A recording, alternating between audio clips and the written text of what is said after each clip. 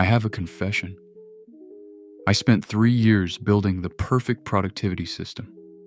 I had color-coded calendars, time-blocked schedules, a task manager with 17 nested folders. I tracked my energy levels, my focus windows, my weekly reviews. I read every book, tried every method, GTD, Pomodoro, deep work blocks, second brain, the one thing, eat the frog. I was, by any measurable standard, extremely productive at managing my productivity system. The actual work barely moved, and the worst part is I didn't notice for a long time, because the system felt like progress. Opening the app, reorganizing the tasks, color-coding the priorities, it all felt like doing something. It had the texture of productivity without any of the substance.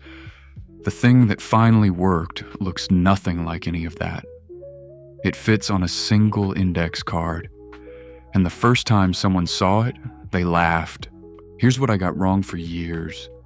I thought the point of a productivity system was to capture everything. Every task, every idea, every commitment, nothing falling through the cracks.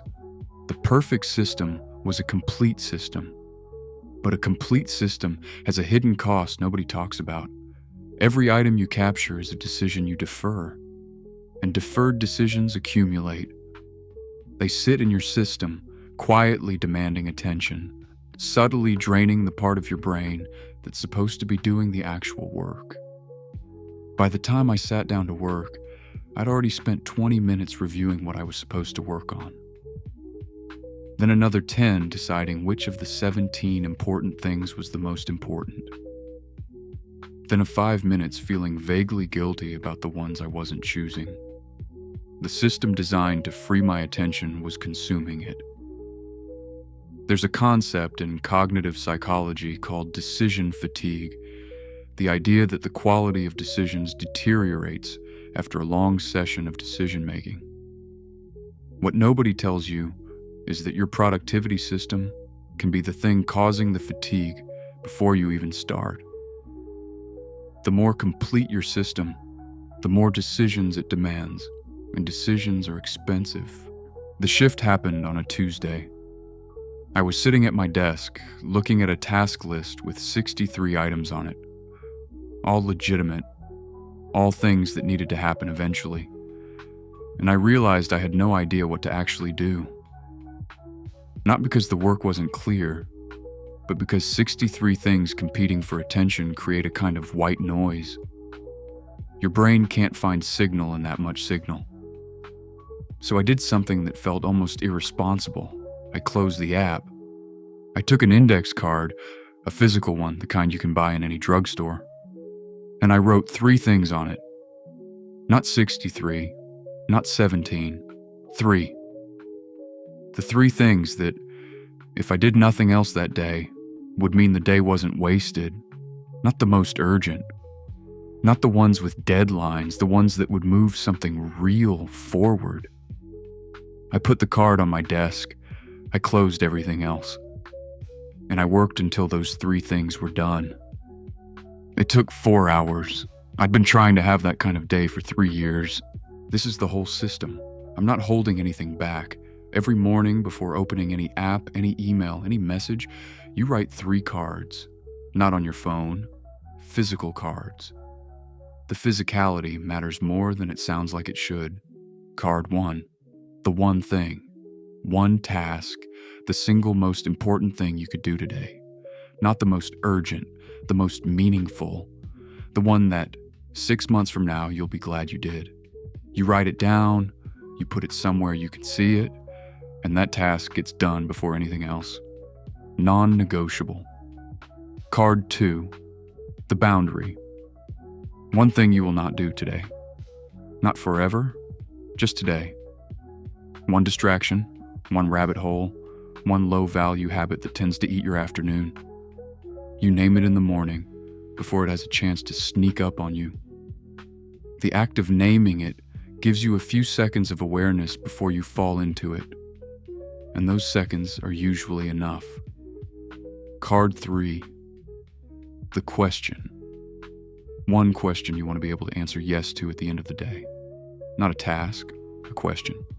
Something like, did I move the thing that matters? Or did I protect my best hours? Or did I do one hard thing instead of 10 easy ones? The question is your compass, not a goal, not a metric, just a direction.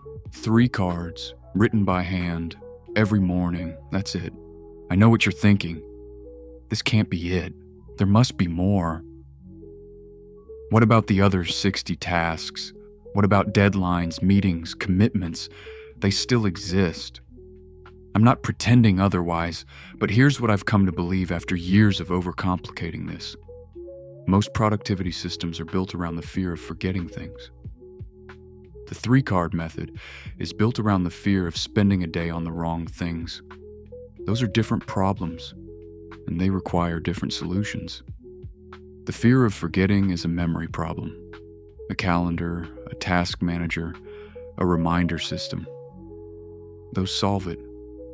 And yes, you should have a place where all 63 tasks live. I still do. But the fear of spending a day on the wrong things is a clarity problem. And clarity doesn't come from a longer list. It comes from a shorter one. The 3 cards don't replace your system. They sit on top of it. Every morning you reach into the full list and pull out the 3 things that actually matter today. You make that decision once, in the morning, when your judgment is fresh, and then you stop deciding and start working. The rest of the list doesn't disappear. It just stops talking to you for the day. The first week I used this, I kept waiting for the anxiety to come back.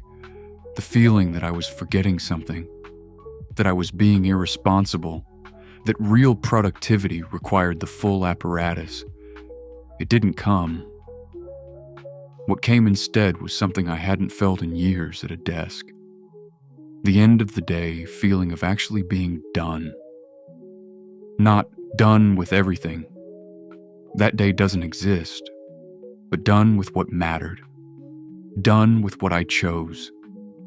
Done in a way where I could look at the card, see 3 items with lines through them, and know that today wasn't wasted. That feeling is rarer than it sounds. Most people who work hard never feel done. They feel behind. Perpetually, chronically behind, because their system shows them everything they didn't do, rather than honoring what they did. The 3 cards flip that. You defined what done looked like in the morning. And you either got there or you didn't. Either way, you know?